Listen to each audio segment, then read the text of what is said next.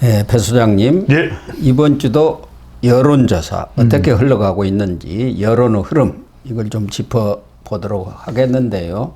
역시 갤럽이라든가 NBS 그리고 엠브레인 퍼블릭, 네, 에이스 리서치 네. 여러 곳에서 여론조사가 지금 쏟아져 나오고 있습니다. 아무래도 대선인일이 이제 뭐 40일도 안 남았지 않습니까? 40일도 안 남았습니다. 네. 그러다 보니까 뭐 양자 대결, 삼자 대결 뭐 이런 것까지 겹쳐가지고 쏟아져 나오고 있는데 이번 주 여론조사는 보니까 일단 국민의힘이 지지율이 꽤 올라갔어요. MBS 여론조사에서는 5%가 올라갔고요. 또 퍼블릭 여론조사에서도 4%, 에이스 리서치에서도 4.7%, 뭐 민주당은 좀 하락하던가 정체 이런 상태를 빚었는데 네. 아무래도 이번에 국민의힘 경선 이게 조금 컨벤션 효과가 있는 건가요? 그렇게 봐야 될 것 같습니다. 갤럽도 좁혀졌거든요. 예. 갤럽이 이제 그러니까요. 8%포인트 차이가 나긴 합니다만 민주당이 국민의힘보다는 8%포인트가 앞서는데 좁혀졌어요. 직전 조사보다는. 예. 근데 앞으로 2주 동안 갤럽은 조사 결과 안 나옵니다. 휴일이라서. 휴일이 있어서 안 나오는데 예. 갤럽에서 우리가 볼 첫 번째 부분은 뭐냐면은 대체로 국민의힘 지지층이 그동안 지지율이 높았던 지역에서 조금 더 결집이 돼요. 이거는 아무래도 경선 효과라고 봐야 될 것 같습니다. 예. 민주당은 아무도 관심 없잖아요. 근데 그래도 국민의힘은 뭐 홍준표, 한동훈 치고받고 싸우고 김문수, 한동훈 치고받고 싸우고 관심이 있거든요. 예. 두 번째는 이런 현상도 있습니다. 제가 늘 드리는 말씀인데 이게 뭐냐면 일종의 우리말로 풀이려면 이 운동의 이펙트입니다. 운동의 이펙트. 그라운드 배틀 이펙트인데 이건 아무리 서로 간에 열세 같아도 우리가 그렇지 않습니까? 축구팀도 에이 저 두 팀은 뭐 에이 전력상 비교가 안 돼. 그렇지만 정작 싸워보면 비슷하거든요. 그러니까 그 현상이 있어요. 그러니까 이전에도 막 그렇습니다. 그러니까 정작 대선 때가 되면 지지율은 비슷해져요. 지지율은 큰 차이 안 납니다. 근데 이제 중도가 더 가고 말고의 이 결과가 나오기 때문에 지지율은 좀 차이가 났다가 선거일이 가까워지면 점점 가까워집니다. 이게 제가 말씀드리는 운동의 효과, 천기 들어라, 백기 들어라 비슷하게 응원하면서 약팀이라고 생각했지만 정작 운동장에서 뛰어보면 비슷해지는 현상이 있고 세 번째는 이제 그럼에도 불구하고 한 가지 발견할 수 있는 현상은 뭐냐면 이재명 후보는 조금 더 지지율이 올라가요. 이건 이따가도 말씀드릴 것 같은데 그러니까 지지율은 비슷해지는 반면에 이제는 말 그대로 사람 전쟁이거든요. 그러니까 지지율은 이제 큰 변수가 못 됩니다. 비슷해질 거예요. 그런데 이제 중도, 그 다음에 사람, 그 다음에 프레임이 전환되는지 아닌지 여부. 그게 선거의 핵심이기 때문에 대체로 지금 우리가 짚어볼 내용들의 핵심 지지율들은 그런 쪽에 달려있다. 프레임이 전환되느냐 아니면은 사람이 어떻게 나오느냐 그 다음에 중도가 어떤 변화가 있느냐 이 부분이 중요할 것 같습니다. 중도는 여전히 이재명 쪽, 강세로 이렇게 맞습니다. 나타나고 있는 것은 사실 아닙니까? 맞습니다. 예. 뭐 오늘 아침 조간에도 나와 있던데 안 바뀌어요. 예. 오히려 민주당 지지율 상승보단도 네. 이재명 그 지지율 상승을 견인하는 것은 중도층이 오히려 더 지지율 상승률이 높지 않습니까? 그러니까요. 예. 네. 그래서 최근에 이재명이 우크릭 행보를 하면서 중도층을 겨냥한 여러 가지 정책적 아젠다들을 쏟아붓고 있지 않습니까? 그러니까요. 그러니까 그런 것이 효과가 있는 거예요. 가랑비에 옷 젖는 것처럼. 약팔이 먹히는 거죠. 그러니까 이미 민주당은 본선이지 경선이 아니에요. 그렇죠. 뭐 누가 1등 하는지 관심 없어요. 근데 지금 뭐 주가 우리 지금 2,500도 달랑달랑 하는데 5,000 하겠다는 거. 그러니까 이런 이 일종의 어떻게 보면 공약상으로는 좀 사탕발림일 수도 있지만 포퓰리즘이라고 하지만 사실은 이게 지금 표를 얻기 위한 표퓰리즘이거든요. 여기에 중도층은 제일 민감하게 반응하는 게 중도층이에요. 그러니까 중도층은 마음이 흔들린다니까요. 그러니까 이제 국민의힘에서는 비난하지. 그 말도 안 된다. 홍준표 후보도 그래요. 5천 그거 말도 되나? 말도 안 되는 꿈 같은 이야기. 근데 중도층은 흔들려요. 왜냐하면은 이재명 후보가 민주당이 그래도 검투세도 폐지했잖아요. 예. 그러니까 앞으로 뭐 금융소득세나 이런 거 더 폐지해주고 더 완화해주고 이러면은 주가가 더 올라갈 수도 있어요. 아니 5천은 안 되겠지만 중도층은 이렇게 생각할 수도 있잖아요. 5천 자꾸 부르짖었으니까 한 3,500원 해주지 않겠냐. 예. 3,500만 돼도 감지덕지예요. 그러니까 그런 게 지금 약발이 그래도 먹히고 있다. 결국은 중도층이 움직이는 거 보면은 경제입니다. 경제. 근데 국민의힘은 경제를 이야기할 겨를이 없어요. 토론회에서 서로 치고받고 싸우느라 정신이 없다 이거죠. 뭐 주식뿐만 아니라 상속세라든가 아, 그렇죠. 경제죠. 근로소득세 다 뭐 경제죠. 이런 걸 감면을 많이 하겠다든가 또 서울에 있어서 이 건축하는데 용적률을 상향해 준다든가 이런 것들은 다 중도층을 겨냥한 아, 그럼요. 정책들 아니겠습니까? 부동산이죠, 그런 경제. 것들을 끊임없이 지금 매일 쏟아내고 있기 때문에 네. 그런 것들이 알게 모르게 지금 스며들면서 중도층이 이재명의 지지율을 견인하는 상승을 그렇죠. 이렇게 하고 있다 이렇게 봐야 할 것 같고 AI도 100조도 이야기했잖아요. 예. 예.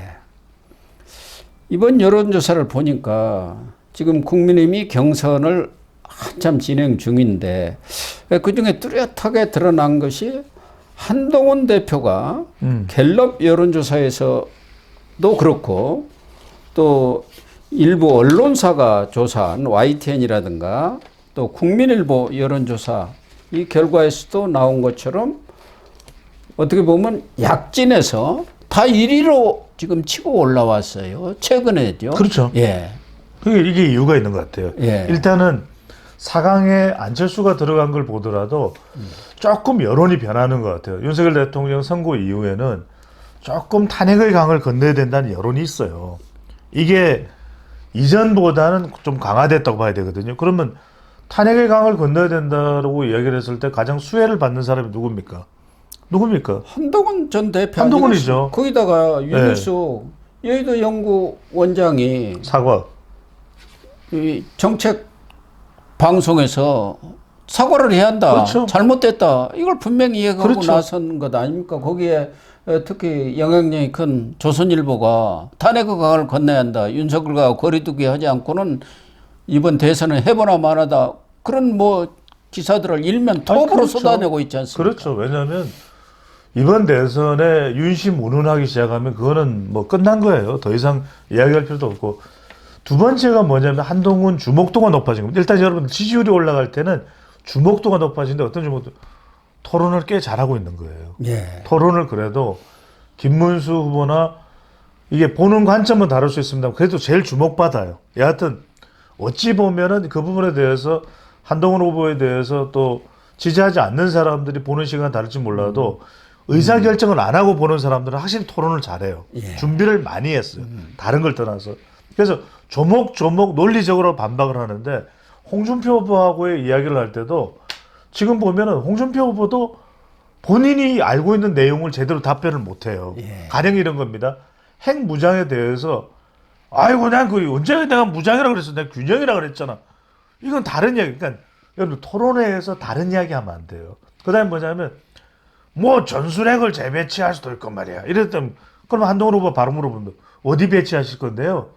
그러니까 이게 이런 걸 답변을 못하면 안 되거든요. 왜냐하면 예.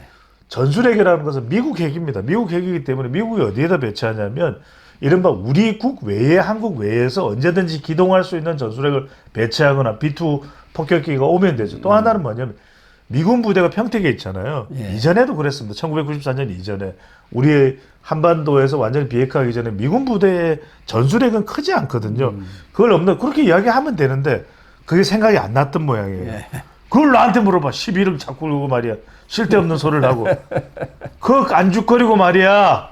이렇게 돼버리거든요. 그러니까 이런 모습을 비치면 물론 이제 뭐 한동훈 후보 싫어하는 사람은 한동훈 후보에 대해서 재수 없다 생각할 수 있지만 객관적으로 의사표명을 안 하는 사람들이 볼 때는 한동훈 후보가 토론을 잘하는 거예요.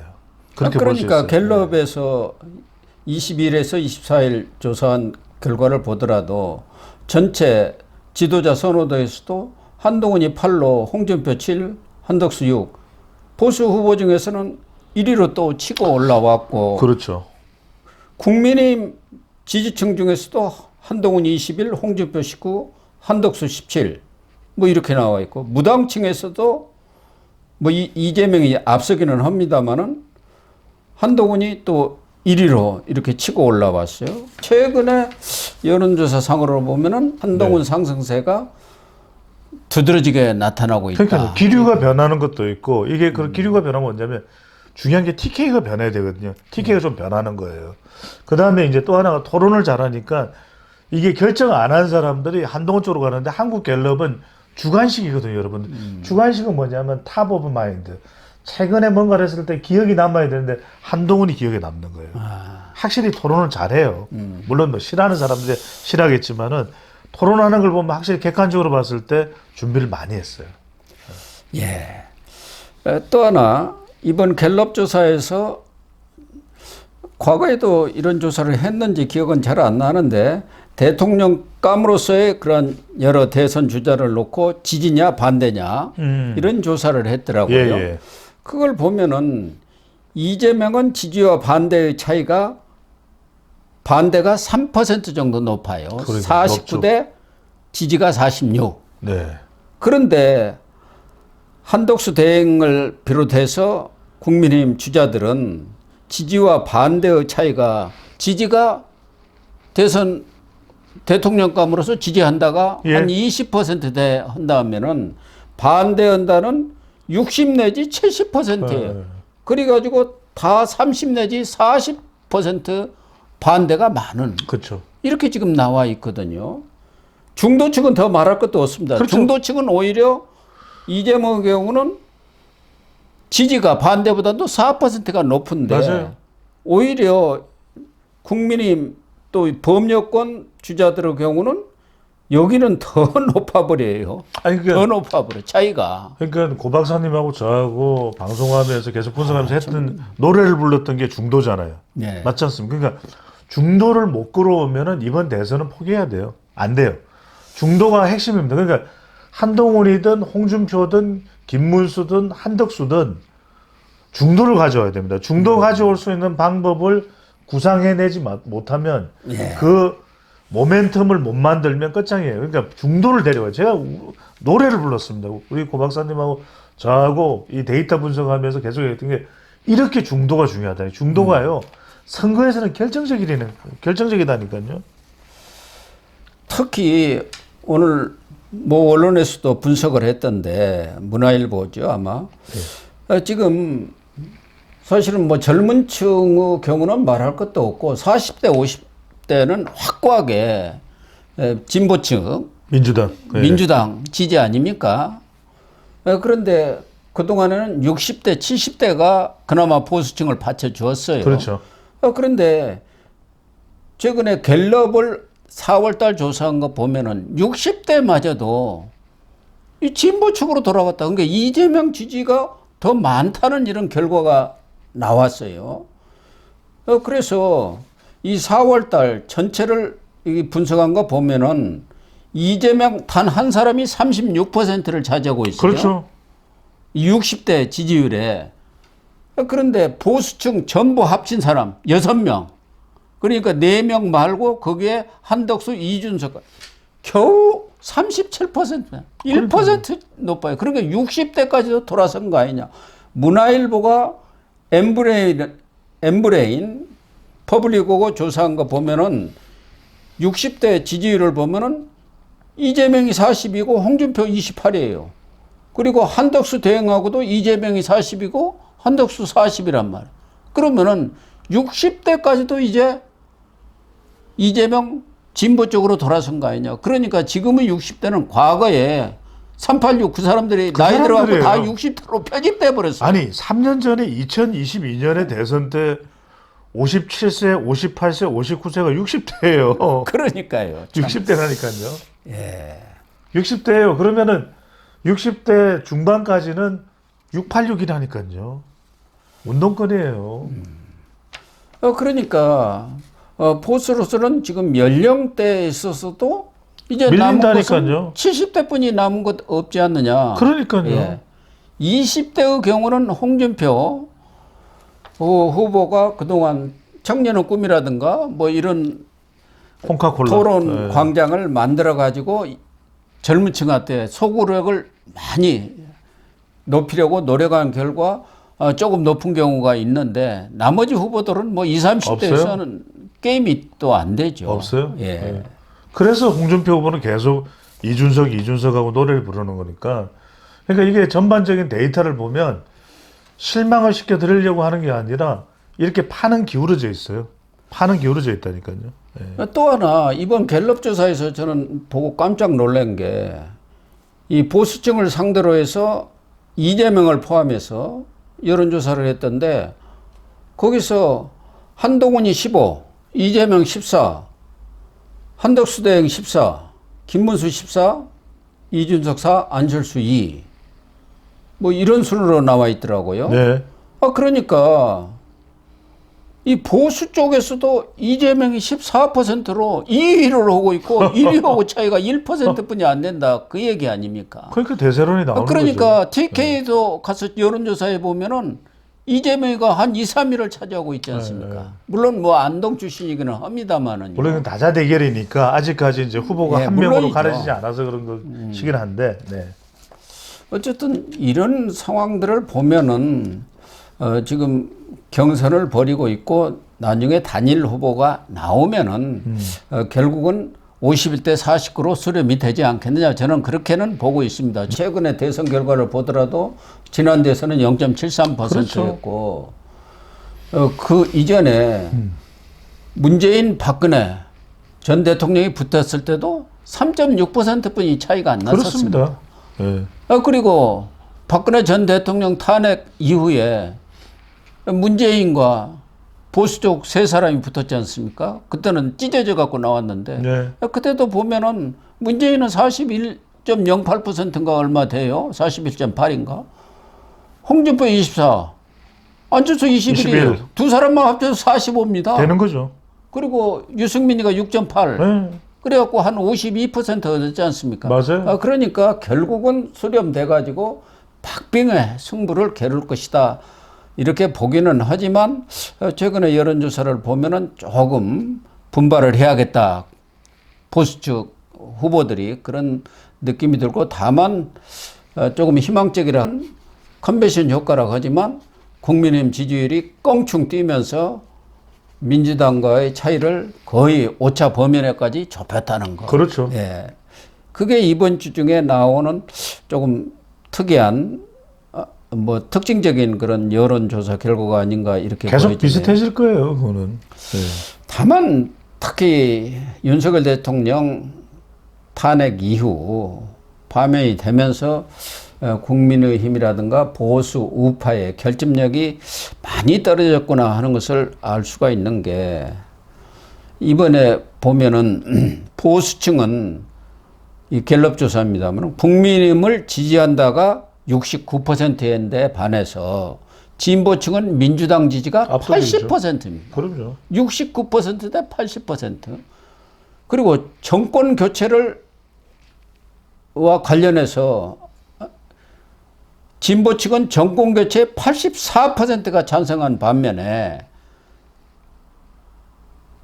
보수 측은 정권 재창출에 76%예요. 그러니까 응집력이 많이 줄은 것 아니냐. 아니 줄 수밖에 보수. 없지 않습니까? 예. 이게 뭐 대통령이 파면되는 초유 사태에 이 응집이 될 리가 없죠. 그러니까 3년 전에 2022년에 대선 때는 정반대의 경우였어요. 보수가 조금이라도 더 많이 결집을 했었고 그래서 이긴 것이거든요. 네. 예. 그래서 과연 지금 좌절감을 느끼고 있는 이 보수의 응집력을 어떻게 확보할 것인가. 그게 지금 제일 중요합니다. 그게 그거 가장 없으면 안 돼요. 중요한 그런 과제로 떠올랐다는 게 최고 이번 중요한 과제입니다. 네. 여론조사 결과로 나타나고 있는 것 아닌가 예, 이런 그렇습니다. 생각이 듭니다. 네. 이번 주 여론조사를 종합하면 핵심입니다. 핵심. 예. 네.